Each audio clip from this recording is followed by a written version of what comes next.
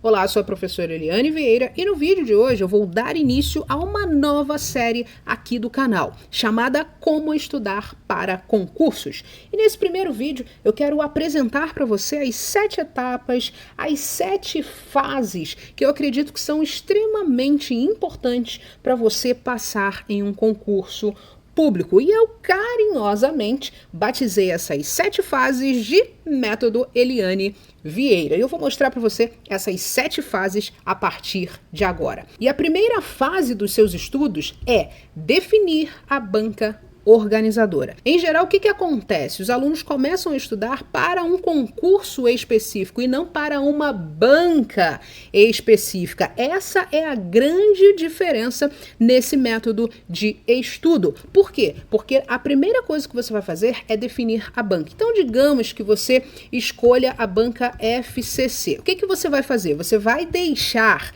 de buscar um estudo na horizontal para buscar um estudo na vertical. O que eu quero dizer com isso? Bom, digamos que você escolha a banca FCC. O seu foco nessa metodologia é buscar os concursos que você pode fazer da Fundação Carlos Chagas. Aqueles concursos que, obviamente, sejam de acordo com aquilo que você quer, com aquilo que você busca para a sua vida. Então, você vai focar em estudar, conhecer o perfil da FCC, saber como a FCC cobra determinados assuntos e a partir disso você vai focar somente nos concursos que a FCC fizer, que a FCC realizar. E por que isso é tão importante e acaba economizando tempo de estudos? Porque você deixa de focar em várias bancas. No estudo horizontal, vou botar aqui H de horizontal e aqui V de vertical. Então, no estudo horizontal, o que acontece? Talvez você esteja agora estudando dessa forma. Geralmente, o que acontece é o seguinte, você escolhe um concurso. Vou dar um exemplo aqui. TRT. Ok? Então, TRT. Você escolheu esse concurso, digamos que seja a banca FCC. E isso aqui é no modelo horizontal de estudos, o que eu não recomendo. Então, você escolheu o TRT, a banca é a FCC. O que você faz? Você fica focado nisso aqui, compra curso para o TRT, compra apostila para o TRT, começa a resolver questões do TRT, questões anteriores, obviamente, e aí você faz a prova, você não passa e abre um novo concurso, digamos que seja o concurso, sei lá, do Banco do Brasil. Aí a banca já mudou, a banca não vai ser mais a FCC, a banca vai ser a Seisgran Rio, por exemplo, ok? Isso aqui é somente um exemplo. Aí o que você faz? Você esquece tudo da FCC e você começa a focar na Seisgran Rio. Começa a resolver as questões da Seisgran Rio e isso acaba virando uma bola de neve. Você compra tudo da Seisgran Rio, faz a prova, de repente não passa, aí vem um outro concurso, aí qual é a próxima banca? CESP. Então você fica aqui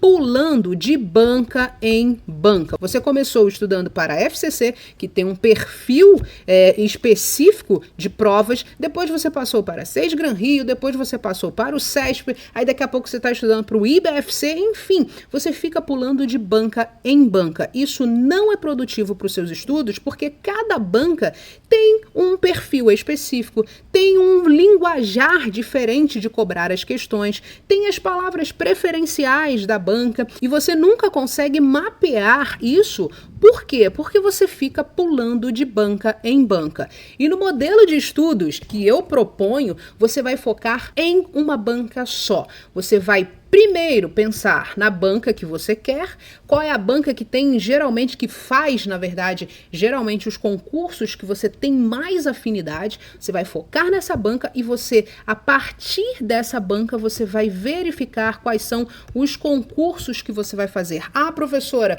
mas significa então que eu não posso fazer concurso para o CESP? Você até pode, mas o seu foco inicial, principal, essencial, vai ser uma banca específica. No caso aqui do nosso exemplo, a Fundação Carlos Chagas. E por que isso é importante? Porque você começa, de tanto que você estuda a FCC, de tanto que você estuda a banca que você escolher, você começa a entender melhor como ela cobra as questões, qual é o perfil daquela banca, quais são os assuntos mais cobrados na prova. Você começa a verificar os modelos de questões preferenciais da banca e você acaba se tornando basicamente um expert em uma banca específica. E com isso você acaba aumentando as suas chances de passar em concurso, ok? Então, a partir de hoje, se você está nesse modelo de estudos aí horizontal, pulando de banca em banca, a minha sugestão é que você adote o modelo vertical. Você escolha uma banca organizadora,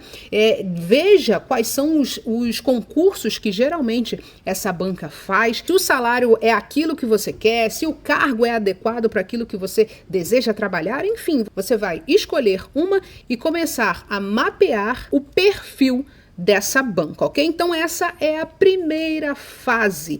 Sem definir essa primeira etapa, você acaba ficando muito disperso, estuda e não sabe porque não consegue passar em concurso.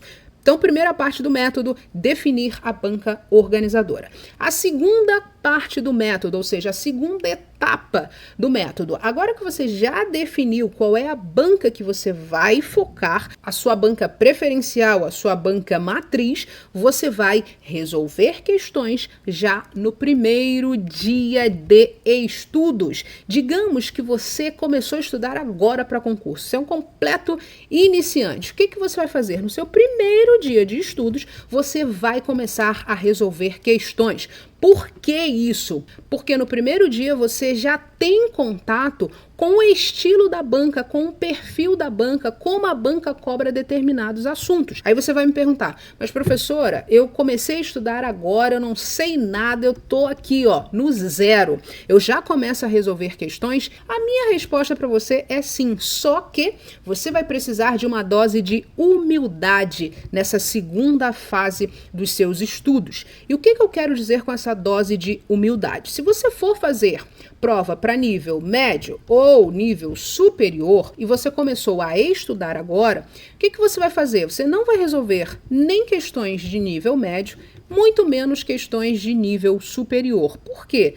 Se você for resolver aquelas questões cavernosas, digamos, da FCC, digamos que a nossa banca aqui seja a FCC, você vai ficar decepcionado, você vai ficar frustrado, achando que você nunca vai conseguir passar em um concurso. Por quê? Porque se você começou a estudar agora, você é como se fosse um bebê. Aí você imagina você dar uma feijoada, uma rabada para um bebê comer. Ele vai aguentar? É óbvio que não. Você precisa primeiro começar com aquela papinha, e a papinha vai ser o quê, no seu caso? Vai ser você resolver já no primeiro dia questões de nível fundamental. É exatamente isso, questões fáceis, porque o seu objetivo nesse primeiro momento não é você ser o expert em resolver as questões. Pelo contrário, seu objetivo nesse primeiro momento, já no primeiro dia de estudos, é você começar a se familiarizar com quem? Com a banca que você escolheu. Então, a melhor coisa que você vai fazer é, sim, começar a resolver as questões, só que questões bem fáceis, questões de nível fundamental. Aos poucos, conforme você for estudando, aí você vai para as questões de nível médio e também de nível superior. Você só vai resolver questões de nível médio e questões de nível superior depois que você passar da fase da papinha, para depois você começar a comer uma feijoada, começar a comer uma rabada, ou enfim, essas comidas mais pesadas, que no caso aqui são as questões, sim, de nível médio e de nível superior. Em alguns casos as questões são difíceis, são complexas, você às vezes não consegue nem entender o comando da questão, só que passo a passo, um dia de estudos após o outro, você vai conseguir resolver as questões mais difíceis, no caso aqui da Fundação Carlos Chagas, ok? Eu somente escolhi aqui uma banca para ficar mais fácil, mas isso pode ser aplicado para qualquer banca organizadora e o principal, não é só para a língua portuguesa isso aqui não, é para você estudar para concurso de forma geral. Você pode aplicar isso aqui em direito administrativo, já no primeiro dia você começa a resolver questões de nível fundamental, pode ser no direito tributário, direito constitucional, arquivologia. Isso aqui é uma metodologia de estudos e ela passa por 7 fases. Não adianta você começar a resolver as questões aqui no primeiro dia de estudos se você não tiver definido aqui na primeira fase a banca organizadora, ok? Tudo isso aqui faz sentido, tudo isso aqui foi pensado e desenhado de forma que você desse um passo depois do outro e fosse avançando até chegar à aprovação, ok? Então, segunda fase do método, você vai começar a resolver questões já no primeiro dia. Quantas questões? 30 questões. Essa aqui é a minha sugestão.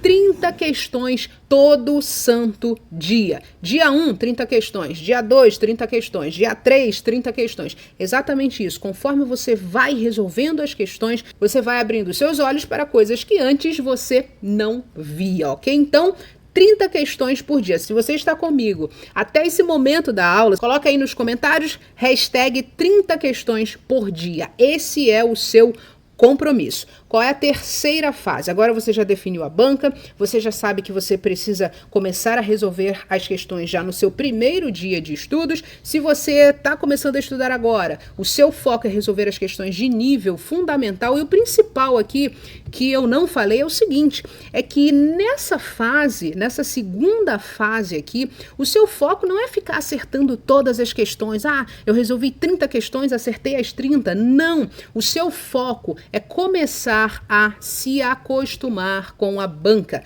a se familiarizar com o estilo da banca cobrar o assunto que você está estudando, ok? Vamos para a terceira fase, modelos de questões. Na terceira fase desse método de estudos, você precisa ser exposto a vários modelos de questões e o principal, de vários níveis. Não somente de nível médio, se você estiver estudando para nível médio, nem somente de nível superior, se você estiver estudando para nível superior. O objetivo aqui é você focar nos modelos. E eu vou te dar um exemplo. Você está estudando crase. O que você tem que fazer? Você vai resolver vários modelos de questões da FCC, que é a nossa banca exemplo aqui, sobre o assunto crase. Questões de preencher a lacuna, questões com comando direto, questões mistas, não importa. Todos os modelos de questões da Fundação Carlos Chagas, você precisa resolver, você precisa ser exposto a esses modelos. Para que isso? Para que na hora da sua prova você não tenha surpresa. O que acontece geralmente? A maioria dos alunos resolvem um modelo de questão, no máximo 2. Isso é bom? Não. Por quê? Digamos que a banca decida explorar um outro tipo de modelo de questão lá na sua prova. Você não vai estar acostumado com aquele estilo de questão, com aquele modelo de questão, e talvez você sinta dificuldade na hora de resolver um tipo específico de questão. Então, na terceira fase desse método, você vai pegar o maior número de modelos possível para você começar a treinar, começar a entender quais são os perfis da banca organizadora para aquele assunto específico. E eu estou falando aqui de um assunto específico. Eu vou te dar um exemplo. Lá no curso Questões Comentadas FCC, o que eu fiz? Eu coloquei vários modelos da FCC. Qual assunto? Concordância é um assunto bastante explorado pela Fundação Carlos Chagas. Eu resolvo vários modelos para que o meu aluno, na hora da prova, não tenha surpresas, ok? A partir de agora, você precisa ser exposto a vários modelos de questões, ok? Quarta fase do método, funil de conteúdo. Isso aqui é a cereja do bolo. Por quê? Você deve, a partir de agora, aplicar o conceito de funil de conteúdo nos seus estudos. E o que é esse tal de funil de conteúdo? Eu já falei no vídeo CESP sobre esse funil de conteúdo, que é basicamente o seguinte: você vai começar os seus estudos pelos tópicos mais cobrados nas provas. E isso aqui, repito, é para qualquer disciplina e para qualquer banca organizadora. E para você entender essa história de funil de conteúdo, eu vou te dar um exemplo bem rápido e bem simples. Não é só isso que eu vou falar aqui, mas é somente para você entender, ok? Então vejamos, por exemplo, Fundação Carlos Chagas cobra em demasia concordância. Só que dentro de concordância, ela cobra mais a concordância verbal do que a concordância nominal. Então, se você for começar a estudar concordância, a minha sugestão é que pelo conceito de funil de conteúdo, você comece a estudar a concordância verbal. Só que dentro da concordância verbal ainda existem alguns tópicos que são mais cobrados pela banca FCC. Quais são esses tópicos? Eu separei aqui apenas 2, ou seja, a concordância verbal com as expressões partitivas e o sujeito oracional. Então, são 2 regras dentro desse funil de conteúdo que tem muitas chances de aparecer lá na sua prova. Então, aplicando esse modelo de funil de conteúdo, o que você vai fazer? Você vai começar os seus estudos aqui, ó, na parte final do funil, na parte verdinha aqui do funil. Começar por expressões partitivas, pelo sujeito oracional. Aí dentro de sujeito oracional existe um verbo que a banca cobra com mais frequência. Depois você vai estudar as outras regras de concordância verbal. Se você não tiver tempo, você só vai estudar concordância verbal, não tem jeito. Agora, se você tiver tempo, depois que você estudou a concordância verbal, você vai para a concordância nominal. Isso aqui é você aplicar o conceito de funil de conteúdo aos seus estudos. Agora deixe-me voltar aqui para outra parte, está aqui, ó, funil de conteúdo. Aí a grande pergunta é a seguinte: como é que eu vou, professora, conseguir mapear quais são os assuntos preferenciais da banca? Você, aqui na fase 4, obviamente já vai ter passado pela fase 2 e pela fase 3. É aqui que você vai começar a perceber, nossa, isso aqui está muito feio. Deixe-me apagar isso aqui para ver se eu consigo melhorar isso. Vamos lá. Então, o seguinte, é nessa fase, na fase 2 e na fase 3, é que você vai começar a mapear quais são os assuntos, os tópicos preferenciais da banca organizadora que você estiver estudando. Se você não passar pela fase 2, se você não passar pela fase 3, é muito difícil você conseguir aplicar o conceito de funil de conteúdo nos seus estudos, ok? Isso aqui é muito importante dizer, não existe milagre. Você vai precisar resolver as questões, existe uma técnica também que você vai começar a anotar, vai começar a perceber com mais facilidade quais são os tópicos cobrados por uma determinada banca organizadora, e a partir disso aqui, dessas 2 fases, é que você consegue montar o seu funil de conteúdo. Lembrando que você pode aplicar isso aqui, na verdade, eu sugiro fortemente que você comece a estudar assim a partir de hoje. Você pode aplicar isso em qualquer matéria, não importa a matéria. Ah, vou estudar raciocínio lógico, existe um funil de conteúdo para a matéria raciocínio lógico. Ah, vou estudar direito administrativo, existe um funil de conteúdo, ou seja, você consegue aplicar o conceito de funil de conteúdo que eu criei depois de muito tempo estudando uma banca organizadora específica, depois de muito tempo resolvendo várias questões de várias bancas. Eu comecei a mapear esse funil de conteúdo, eu comecei a mapear os assuntos, os tópicos que são mais cobrados nas provas de língua portuguesa. Então, a minha sugestão é que você comece a fazer isso, porque você vai economizar tempo, ok? Qual é a 5ª fase desse método? Deixe-me passar aqui.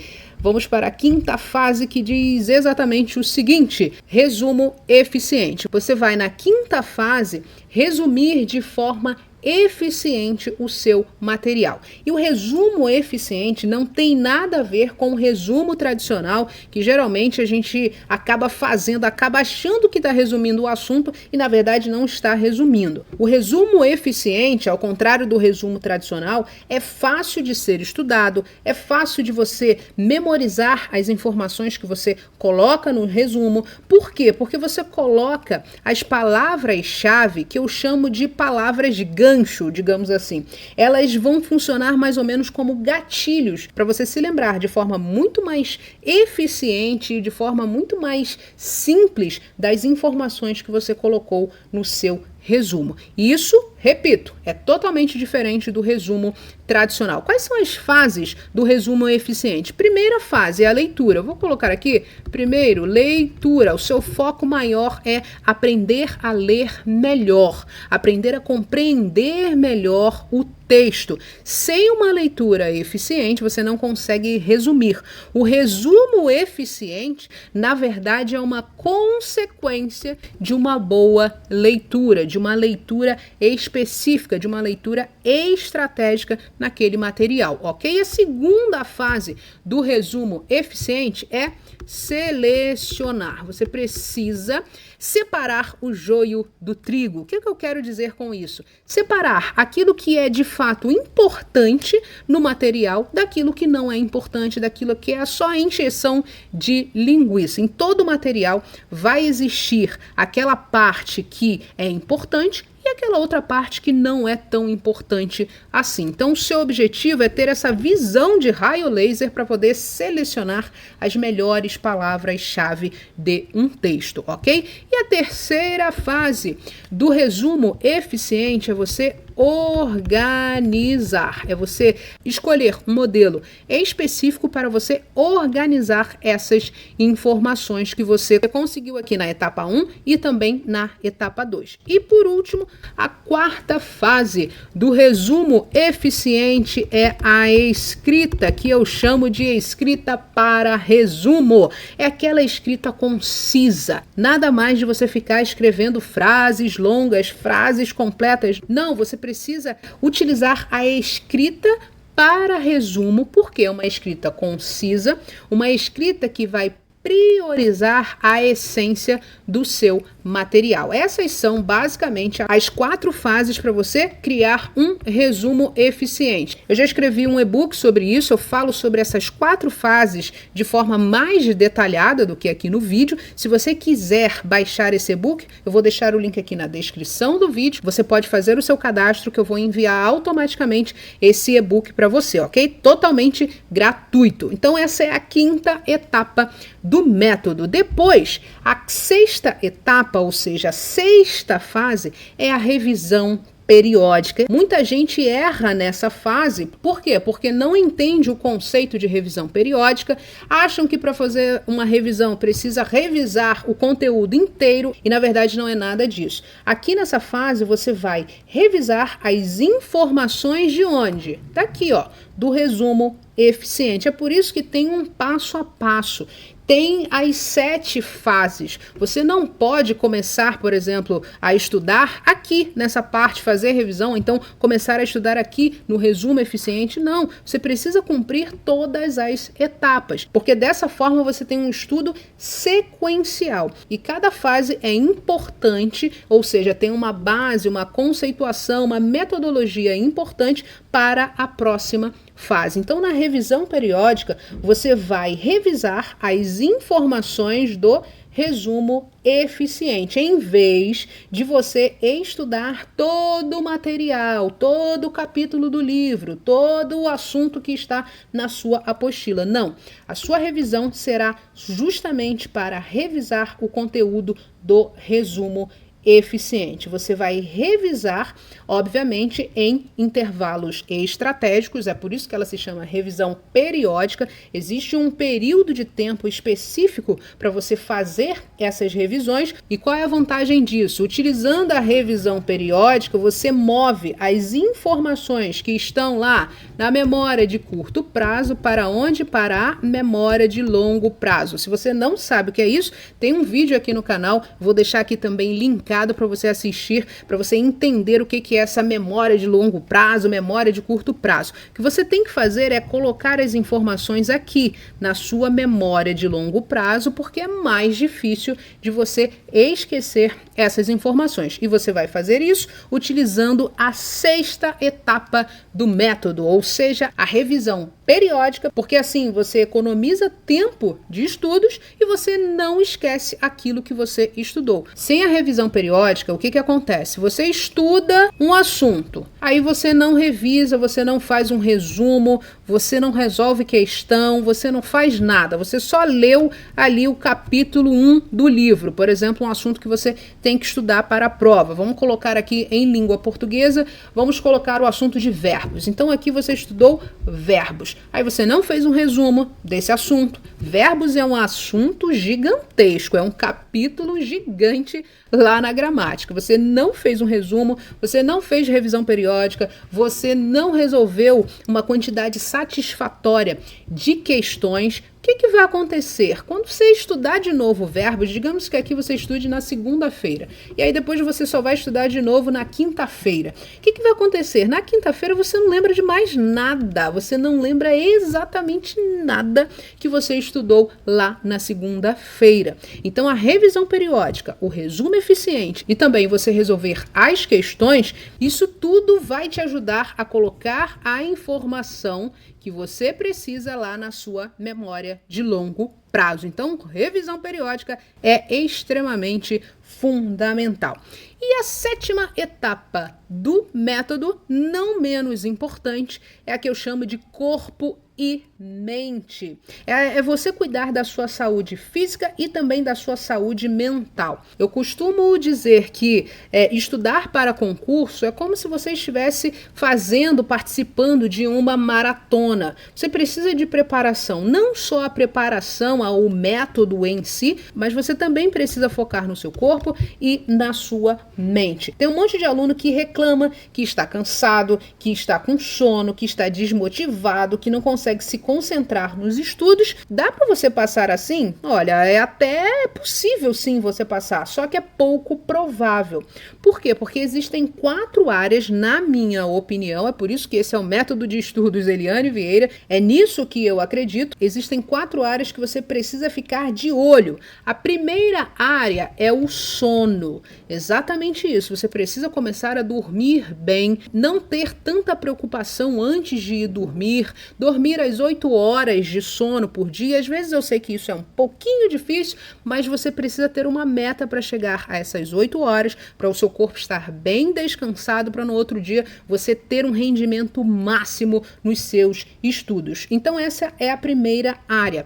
A segunda área é a alimentação. É preciso se alimentar bem, evitar os alimentos processados, porque isso baixa um pouquinho o seu nível de energia. Então a alimentação é muito importante, porque lembre-se, você está disputando uma maratona. Tudo é importante. O método de estudo, mas também a sua saúde física e mental. Então, a alimentação é extremamente importante. A terceira área, que eu acho também que é extremamente importante, é a área dos exercícios físicos. Fazer uma caminhada. Tem gente que fica estudando 12, 13, 14 horas por dia e não sai, não vê a luz do sol, não faz uma caminhada, não oxigena o cérebro.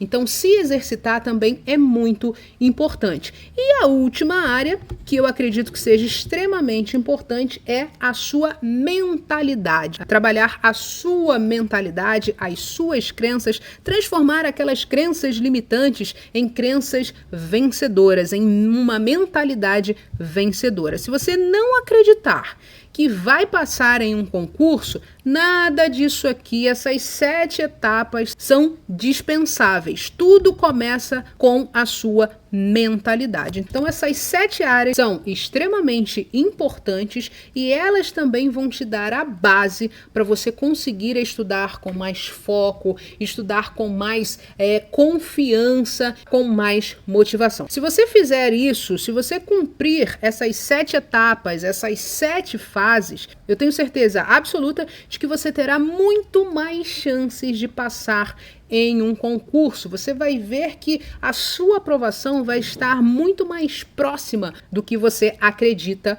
hoje, mas precisa colocar tudo isso aqui em prática, ok? Então, se você gostou desse vídeo, não se esqueça de se inscrever no canal, ative o sininho para você receber as novas aulas e as novas dicas de estudo para você passar no concurso dos seus sonhos. Não se esqueça também de deixar o seu like e se você quiser fazer o download do e-book Resumo Eficiente, eu vou deixar o link aqui na descrição desse vídeo, ok? Um abraço, bons estudos e eu vejo você na nossa próxima aula. Tchau, tchau!